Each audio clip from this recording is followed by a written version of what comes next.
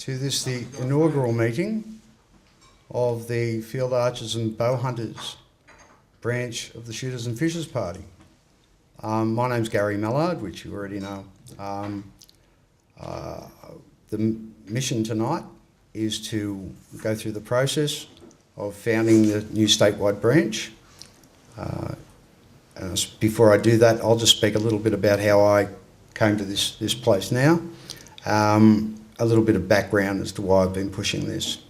So I've been involved in hunting, mainly rifle shooting, for years. In recent years, I've become more interested in field archery and bow hunting for a number of reasons, but it's become a bit of a passion for me.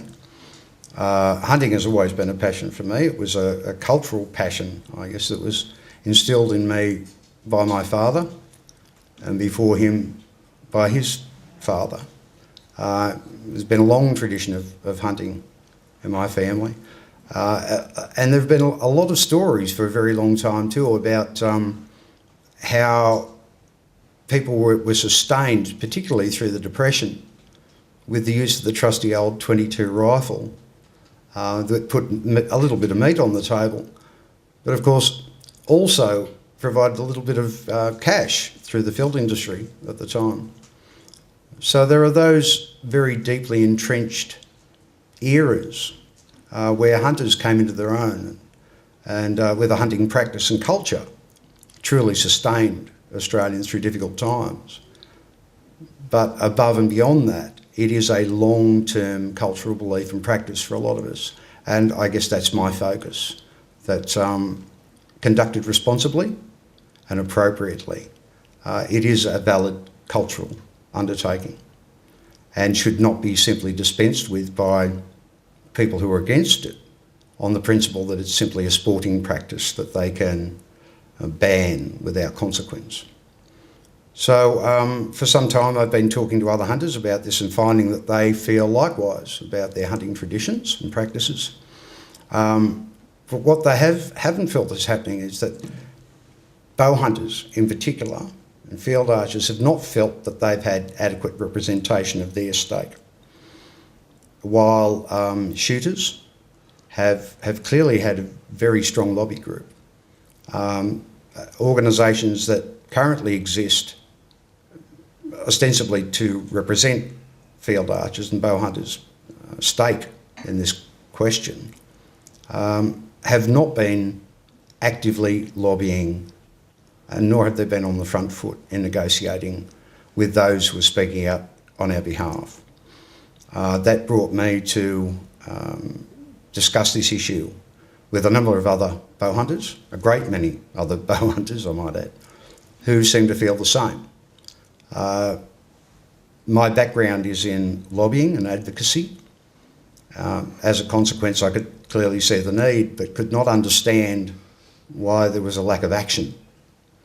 And to cut a long story short, I decided to attempt to use some of the skills that I've developed over the last 20 years to try to get a better representative voice together, particularly for field archers and bow hunters. I discussed this issue with the Shooters and Fishers Party,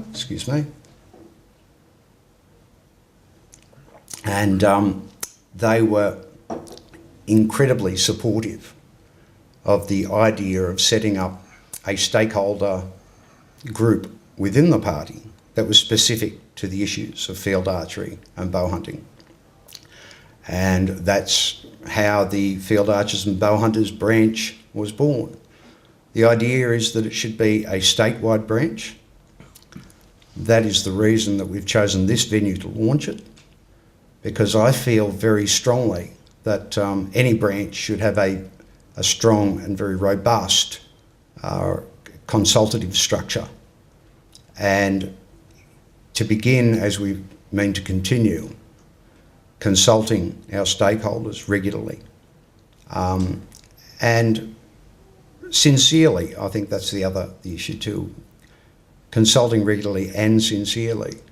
It's important that we start as we mean to continue. So it seemed appropriate to launch our branch at the seat of state power, in New South Wales.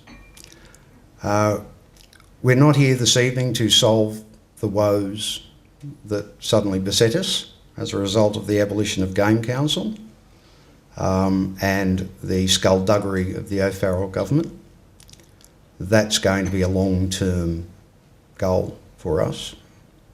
What we're here to do tonight is to set up a mechanism through which we can provide our views and our input about our stake, our specific stake in the argument, to the Shooters and Fishers Party, the vocal voice on our behalf. We have achieved sufficient numbers here tonight to be able to do that. Once we've set up the state branch, the next process is to put that application to the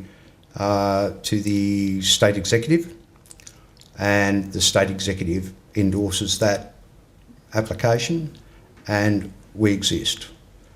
From that point on, it will be a case of identifying priorities, long-term goals, strategic goals, and a plan of action. But more importantly, I think making sure that there's a loop that we can all be in, so that we are fully aware of what's happening with up-to-date information. And we also have processes to feed back our views, our positions, and direction to the party. So that's what we're here to do tonight. I thank you all for coming.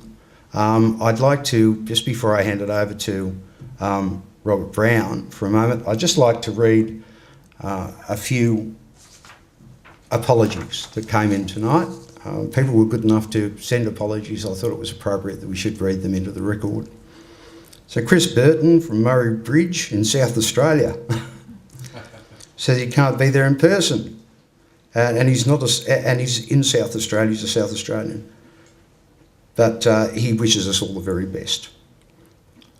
Brett sends his apologies and wishes us well. Charlie Muscat sends his apologies and says he supports the creation of the FAB, and he is desperate to save our culture and our right to hunt with bow or rifle. Brandon Ross of Rockdale sends his apologies and wishes us well, as do Aaron Hilliard and Alan Temple. Aaron Hilliard's from Mittagong and Alan Temple's from Cronulla. So it's great to have those formal apologies. There were lots of other text messages and things that I just couldn't keep up with. But there's a lot of support for what we're here to do tonight. Not everybody was able to get here. Part of that is it is a statewide branch, and not everybody is able to get into Sydney at the drop of a hat. But there has been a great deal of support, and I'm grateful for that. And I think we can make a real contribution to the overall feedback that guide our political representatives and the party as well. So I'd like now to just get a few words from Robert Brown.